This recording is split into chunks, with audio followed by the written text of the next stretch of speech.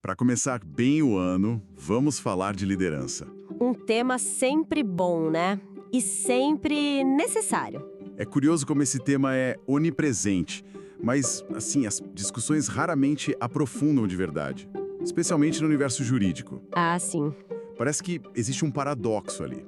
O meio forma técnicos brilhantes, mas gestores de pessoas, na maioria das vezes, nem tanto. A liderança ainda soa como algo artesanal. Quase um talento nato e não uma competência que se desenvolve. Exatamente. É o grande dilema.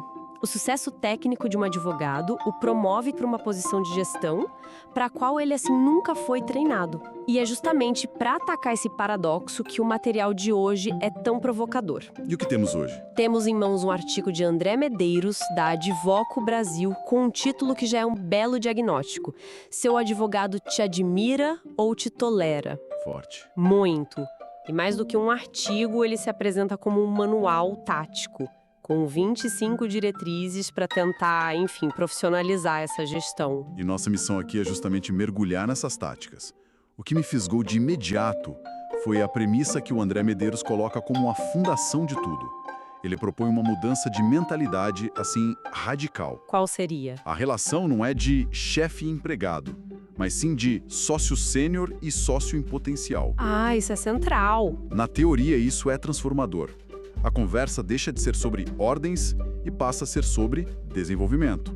Mas assim, será que isso funciona na prática ou é só um novo jargão corporativo para o mesmo jogo de sempre? Olha, essa é a linha tênue, não é? Porque essa mentalidade só funciona se for genuína.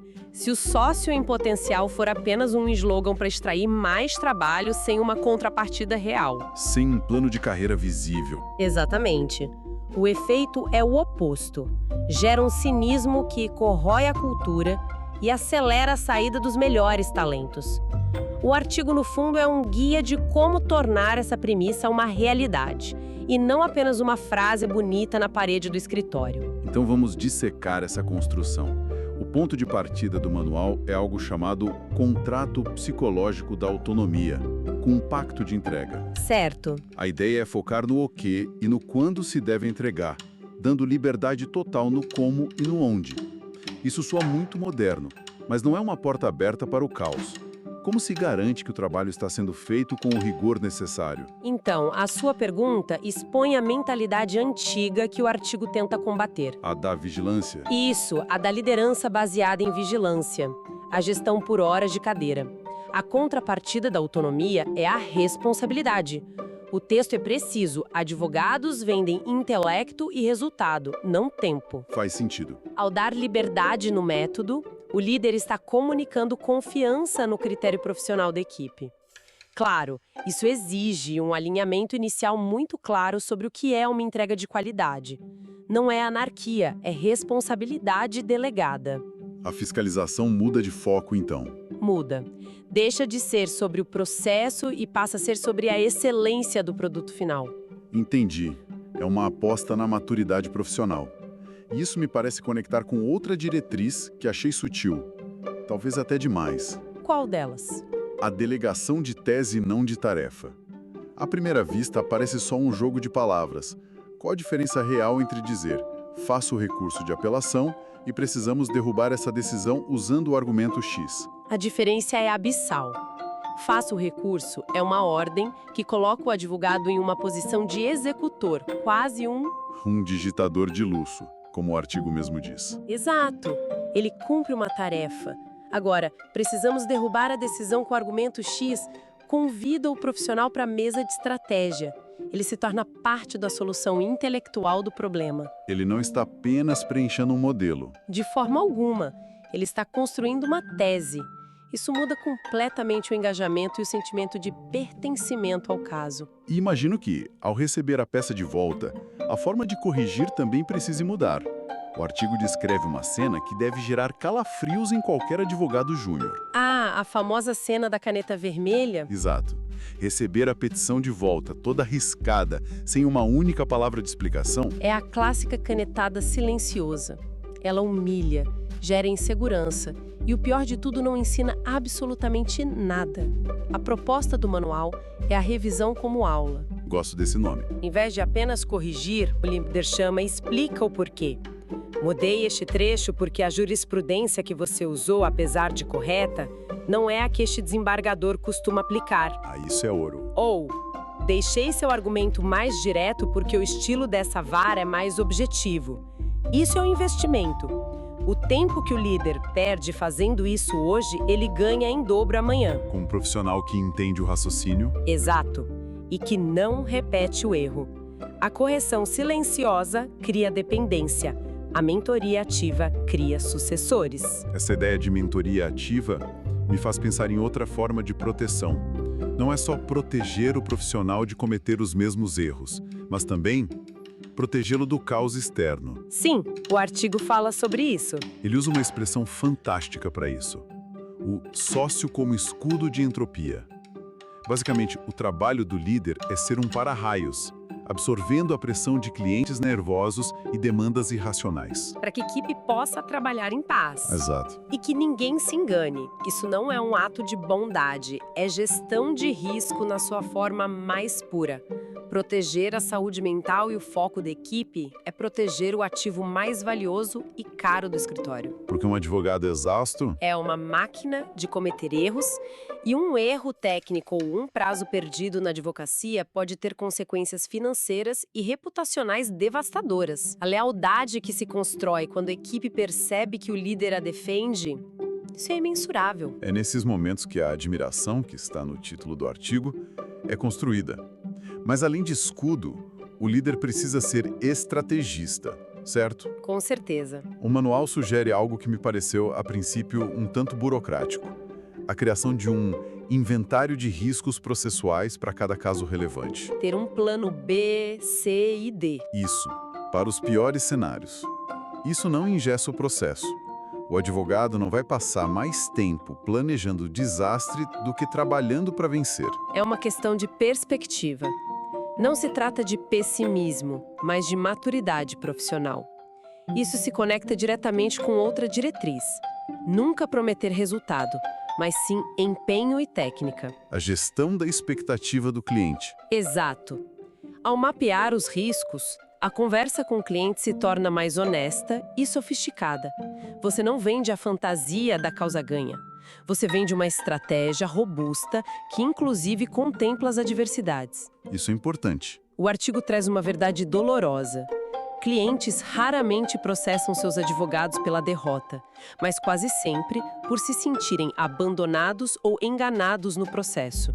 Essa gestão transparente da expectativa é a maior blindagem que um escritório pode ter. Ok, vamos agora para a parte que costuma gerar mais desconforto em qualquer empresa: dinheiro e carreira. A parte sensível. O artigo de André Medeiros defende uma transparência do modelo de negócio. A proposta é sentar com a equipe e mostrar como funciona a precificação, os custos fixos, os impostos, a margem de lucro. Abrir a caixa preta. Isso. Por que um sócio em sã consciência faria isso? Não é dar munição para o associado pedir aumento a cada 3 meses? O risco maior, segundo a lógica do artigo, é não abrir.